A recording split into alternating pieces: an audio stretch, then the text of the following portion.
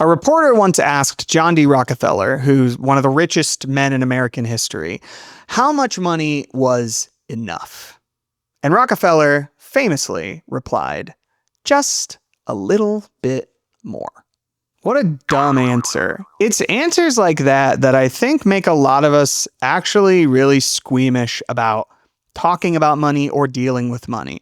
We have ingrained in us this idea that money is an inherently corrupting force, and the more we interact with it, the more it's going to corrupt us. I mean, every holiday season, we all regale the tale of how Michael Caine was so greedy with his money that a god sent a ghost to him to tell him that nobody's going to miss you when you die if you keep doing this. And honestly, a lot of us growing up, we probably looked at our parents and we saw that our parents fought about money a lot, or never talked about money, but always seemed stressed about money, or put everything in terms of money.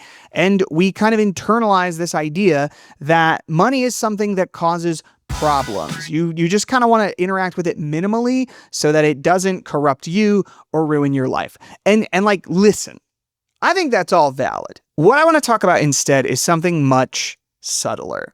And it's the fact that while, yes, having a frick load of money can turn you into someone you don't want to become, humbug, so can worrying about money. You know those Snickers commercials where you've got like a football coach, but they're being played by like a really out-of-pocket celebrity, and all the football players are talking to them like, hey, coach, why you acting so weird? And why do we all have vaguely Sicilian accents? And then the players are like, maybe you just need a Snickers. Because you know how whenever you're hungry, you just fill up on Snickers, the filthiest candy bar of all time. I said it. Snickers, more like gaggers. And then the coach goes back to normal, and the tagline is, you're not you when you're hungry. I think the same is true when you're worried about money. Like, think back to the times that you've been like really stressed out about money, and just ask yourself, like, was I really who I wanted to be in that scenario? Like, if you have kids, maybe it manifests as you kind of having this really tough attitude toward them whenever money comes up, because you kind of know you can't give them everything they want, so you need to prepare them for like how rough life is going to be. Or maybe it winds up with you being really irritable anytime they ask you to spend money on something, because you wish you could, but also you wish your kids understood that money's actually really hard right now. Or if you have a partner, maybe it looks like getting really defensive anytime your partner talks to you about money. Or on the flip side, maybe you get really suspicious and accusatory when you think they've been spending money in a way you don't really agree with. Maybe it manifests as you feeling really resentful toward that friend or that sibling that is just financially seems to be doing way better than you. Maybe it's always saying yes to taking on extra work even when you really, really don't want to, or that really is going to affect your personal or family life, because in your head, like, you just need more money. Maybe it's a tendency to constantly guilt trip your partner or your kids about how they spend money, because that's kind of how you interact with yourself when you spend money. Maybe it's feeling this pull to do these ostentatious displays of wealth that you don't really care about and you don't really have money to afford, but you need to show other people that you're doing as well as they are. Or maybe it's just you wind up blowing up at people you care about whenever a financial crisis hits. Because the thing that just sucks about being worried about money is it just feels like life is happening to you.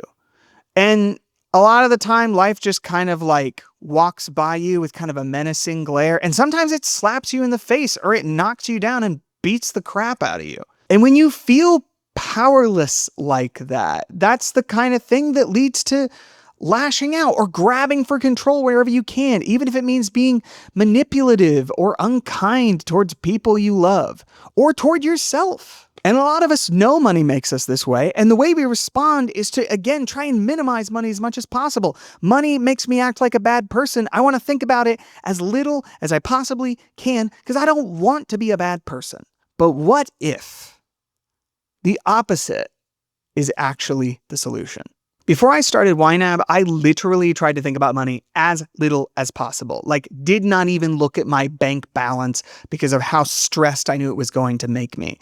And that did not make me a better person. It made me a person who was very unreliable, anxious all of the time, and had explosive moments of crazy stress. Like, the reason I finally decided to get my act together was because I wanted to marry the girl of my dreams, and I knew that I could not drag her into this.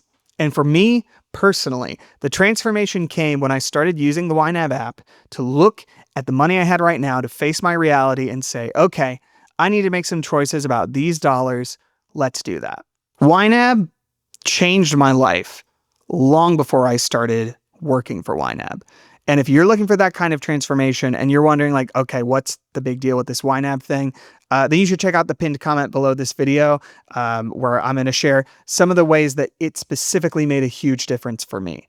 But let me bring this thing in for a landing here. What if this year you stopped thinking about money as this thing that is going to corrupt you or just stress you out or whatever? What if instead you started thinking, I want to create enough stability, enough margin, enough flexibility with my money that I am not constantly entering this space of stress or judgment or suspicion or defensiveness or whatever it is for you? What if I worked this year on eliminating those things that cause me to feel freaked out with money so that I can be more of myself?